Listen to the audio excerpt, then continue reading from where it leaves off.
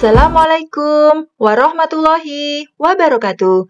Jumpa lagi dengan saya Bumia di channel Belajar IPA Asik. Jadikan IPA lebih mudah dan menarik. Pada video kali ini kita masih belajar bab 1 yaitu pengenalan sel, khususnya pada video pertemuan kedua yaitu sel hewan dan sel tumbuhan. Materi IPA kelas 8 semester 1. Terima kasih dukungan kalian dengan like dan subscribe channel ini. Bagi yang belum subscribe, silahkan subscribe terlebih dahulu agar kalian tidak ketinggalan video-video pembelajaran selanjutnya. Tujuan pembelajaran, peserta didik dapat menyebutkan bagian-bagian sel, menjelaskan fungsi bagian atau organel sel, menjelaskan perbedaan sel hewan dan sel tumbuhan. Struktur sel.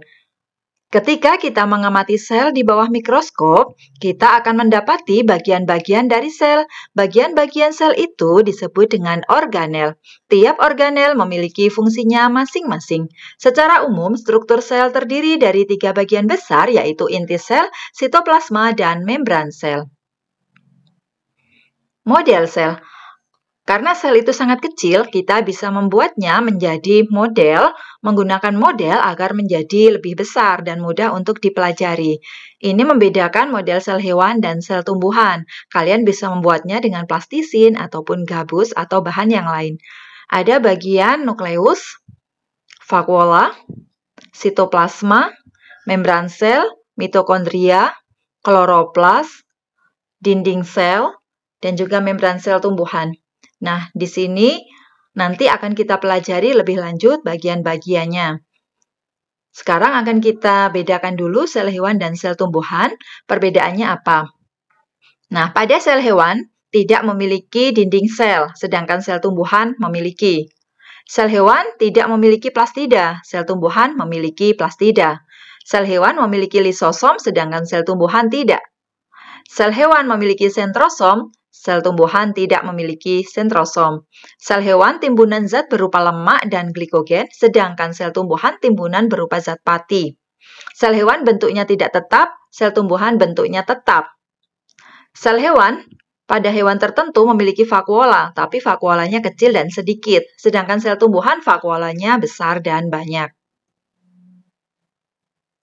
Setelah memahami perbedaan antara sel hewan dan sel tumbuhan tadi, kira-kira apa yang bisa kalian simpulkan?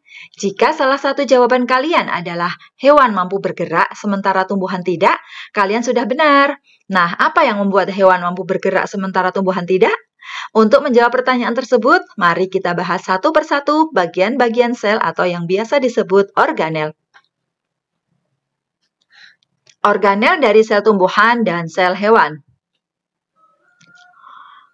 Yang pertama adalah membran sel. Membran sel dimiliki oleh sel hewan maupun sel tumbuhan. Membran sel berfungsi untuk mengontrol keluar masuknya bahan-bahan yang dibutuhkan oleh sel, seperti makanan, air, oksigen, dan juga sisa-sisa proses metabolisme tubuh. Membran sel juga bertindak sebagai pembatas antara sel dan lingkungan luar. Sitoplasma. Cairan seperti agar-agar yang menyebar di seluruh bagian sel dan tempat terjadinya reaksi kimia di dalam sel. Ibarat semangkuk sup, sitoplasma adalah kuah dari sayur sup tersebut. Sitoplasma mengisi ruang-ruang kosong di antara bagian-bagian sel. Nukleus atau inti sel. Sel tidak memiliki otak, tapi mempunyai sesuatu yang bekerja dan berfungsi seperti otak. Dialah inti sel, atau biasa disebut nukleus. Nukleus terdapat pada sel tumbuhan maupun hewan, dan fungsinya untuk mengatur seluruh aktivitas sel. Pada nukleus ini juga terdapat nukleolus, atau anak inti sel. Badan Golgi. Badan Golgi berfungsi sebagai tempat mengolah dan memodifikasi protein. Badan Golgi berfungsi untuk menyeleksi dan membentuk pakat molekul yang bisa membantu sekresi sel. Badan Golgi juga membantu proses pembentukan biosintesis, glikoprotein, serta glikolipid. Retikulum endoplasma.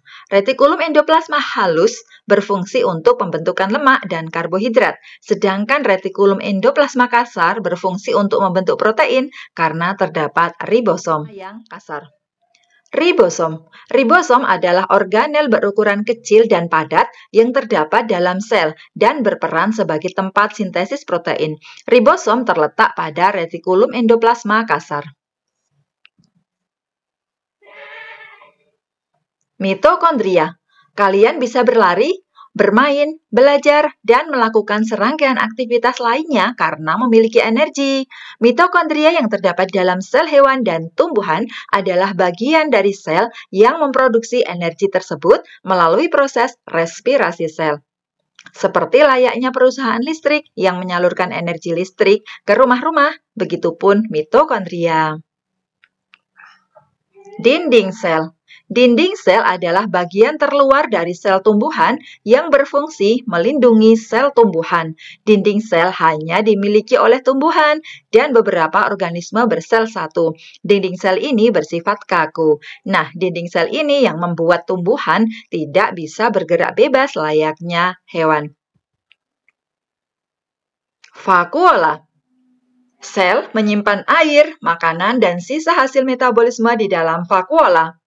Vakuola di dalam sel tumbuhan jauh lebih besar dibandingkan sel hewan karena fungsinya untuk menyimpan hasil fotosintesis. Lisosom. Lisosom hanya terdapat pada sel hewan. Lisosom berfungsi sebagai alat pencernaan intraseluler atau pencernaan di dalam sel. Lisosom memiliki enzim hidrolitik yang memecah molekul kompleks menjadi molekul yang lebih sederhana melalui hidrolisis. Kloroplas. Organel ini hanya terdapat pada sel tumbuhan, mengandung zat warna hijau daun yang biasa disebut klorofil. Dengan adanya klorofil, maka kloroplas berperan dalam proses fotosintesis yang menghasilkan makanan berupa glukosa. Demikian tadi bagian-bagian sel hewan dan sel tumbuhan. Kita akan mempelajari sedikit fakta sains. Sel hewan berukuran lebih kecil dibandingkan sel tumbuhan. Hal ini disebabkan karena tidak adanya dinding sel. Hewan dan manusia menghasilkan miliaran sel setiap hari untuk menggantikan 100–150 juta sel mati dalam tubuh mereka setiap detik. Semua sel hewan memiliki potensi untuk segera memperbaiki dirinya sendiri dan langsung berfungsi saat itu juga. Jika tidak berhasil memperbaiki diri, mereka langsung akan menghancurkan sel yang rusak tadi. Setiap sel yang ada di dalam tubuh hewan dan manusia dapat menghancurkan dirinya sendiri selama infeksi, cedera, atau pada kondisi langka tertentu, sehingga tidak berdampak pada sel yang lain. Ini daftar pustakanya yang saya gunakan. Terima kasih kalian sudah belajar di video ini. Sampai jumpa di video selanjutnya yang akan membahas tentang spesialisasi sel. Semoga video ini bermanfaat. Silahkan bagikan video ini kepada teman-teman kalian. Jangan lupa like dan subscribe untuk mendukung channel ini. Terima kasih. Sampai jumpa di video selanjutnya. See you. Wassalamualaikum warahmatullahi wabarakatuh.